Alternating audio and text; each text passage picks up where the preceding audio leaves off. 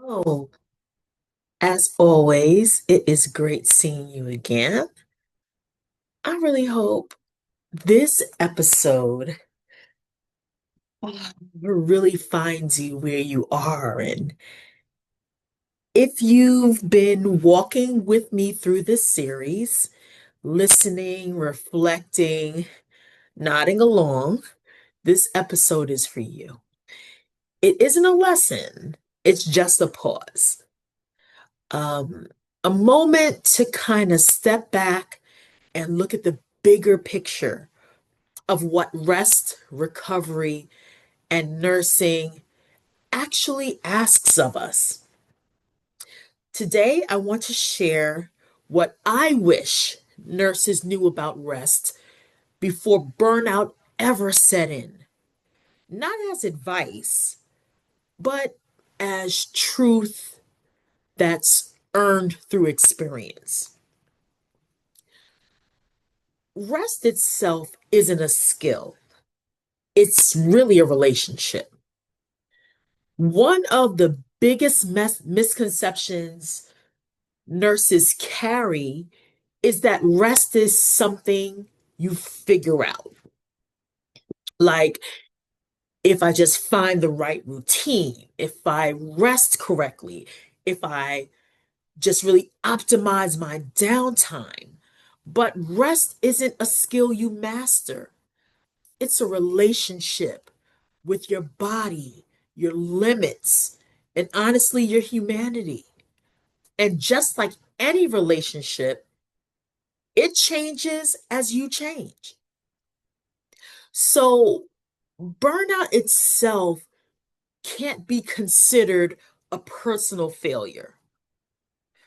So many nurses internalize burnout and see it as weakness, having poor coping skills, um, having an inability to handle the very difficult and pressurized jobs we have. But burnout is often a result of chronic self abandonment, all in the name of care. And it's not because you didn't care enough, but because you cared so much that you kept overriding yourself. Burnout isn't what happens when you don't rest enough, it's what happens when rest is never allowed to matter. So when you think about it, underneath all the exhaustion, nurses aren't asking for unlimited days off, a perfect balance, or just a different personality. What nurses are really asking for is permission to be affected. It's something we deal with all the time.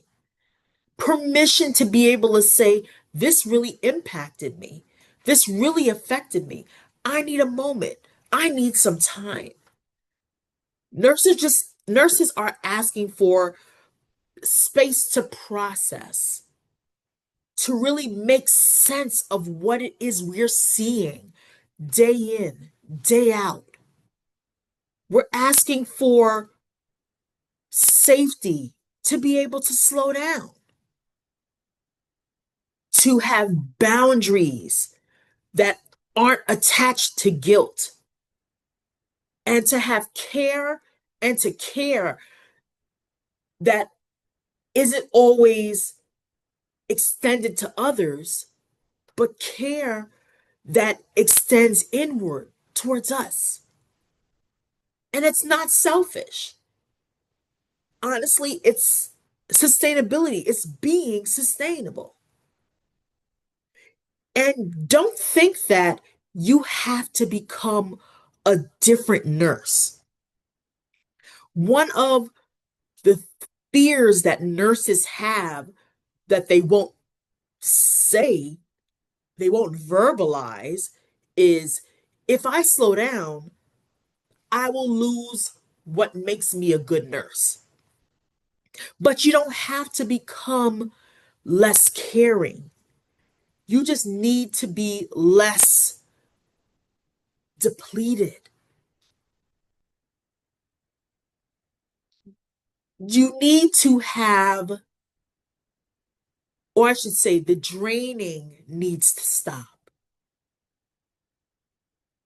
Rest doesn't erase or get rid of your compassion, it actually protects it. So we have to understand that integrating rest into our lives isn't going to mean that our lives are now perfect.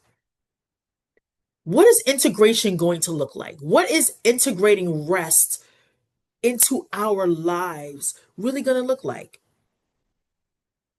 One, it can look like listening sooner rather than later.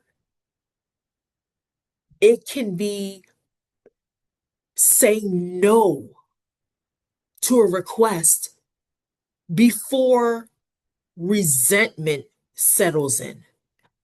Have you ever said yes so many times? And sometimes it's almost instantaneous. As soon as you say yes, you're like, dang, how am I going to fit that in? How am I going to do that? And you already start to resent either the person who asked, the thing you've been asked to do. You already start resenting it and you haven't even put your hands to it yet. So, integrating rest can also look like letting rest be imperfect.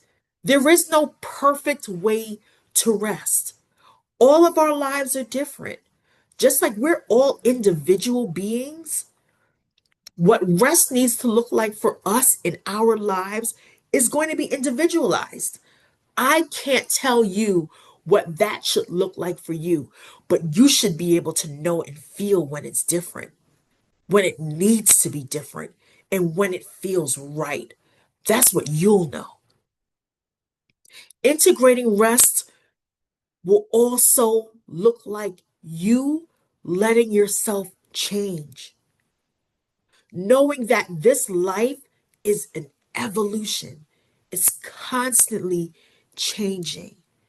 And the pressure you put on yourself to remain the same is insanity. It's bananas. The world around us is constantly changing. Healthcare itself is constantly changing. Nursing as a profession is ever changing. What would make you think that you shouldn't be changing as well and that you aren't changing? You are. Lean into what that looks like for yourself. Don't buck against the grain. Allow yourself to go with the flow of change because ultimately it's going to lead you to a place where you feel better about you. It's a place where you'll be sustainable or sustained in that place. How you view things, how you do things will be different. And it'll be because you're coming from a different place and space, a place and space of change. And not necessarily radical change, but little changes, subtle changes that ultimately benefit you. Integrating rest will also look like letting the profession of nursing shape you, but not allowing it to consume you. You don't need to overhaul your entire life to integrate rest. You just need to stop selling yourself out and betraying yourself in small ways every day. I really hope and I promise you, if you think about it now and you start to be aware of it, you will start to see where you are betraying yourself in small ways every day. Again, it can be being asked to do something that you know you don't have room on your plate for right now, but saying yes to it anyway. You're betraying yourself, taking on too much, not saying no when you should, not resting when you should, not showing yourself grace. We are living in a very difficult, tumultuous time right now. And if you don't allow yourself grace to be able to feel what that is, to navigate what that is, every day is a new day. And every day we live doesn't come with a manual. We're not going to get a manual for tomorrow. We don't know what tomorrow is going to bring. But I ask you to allow yourself the grace to grow. Allow yourself the grace to be, to feel, to experience, to break down, to assess, to navigate what that needs to look like for you. Because what it looks like for you is not necessarily what it would look like for me. And I have to extend the same grace to you to believe and know that you are going to make the right decision when it comes to the care and concern you need in your life.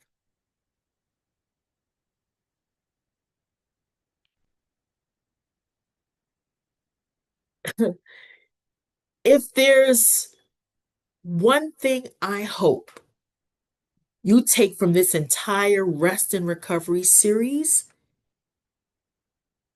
it's that you were never meant to be endlessly resilient. You were meant to be human, a human being. You were meant to be a human in a profession that often forgets that. We are acknowledged, we are praised for our know how, our compassion, our knowledge, but not necessarily for being human. So before you go, remember this is and always will be a judgment free zone. Always. We are here to support each other. We're here to uplift each other. We're here to identify when a change needs to be made and caringly guiding each other in that direction and to that goal and towards that goal. So before we wrap up, I'm going to ask you another question. What would it look like to care for yourself with the same seriousness you bring to your patients? What would that look like? It's really something to think about. If you've watched this series, I would love to hear from you. What stayed with you the most? Or what are you carrying differently now? I thank you for walking through this series with me. And above all, thank you for choosing yourself, even if it's just a little, because it's a start. And guess what? We have so many things to explore. This is just the beginning. Remember, I'm doing this every day. I'll be talking to you every day. I'll be encouraging you every day. Know that you're not in this alone. Whether you're a nurse, a seasoned veteran nurse, whether you're a new grad, whether you're just getting a handle on things, maybe you're even in nursing school or considering nursing as a profession. In my mind, the best profession in the world. But know that we're here to uplift each other, to encourage each other, and to move forward together. So, until tomorrow, I will say take care, be well, and stay safe, friends.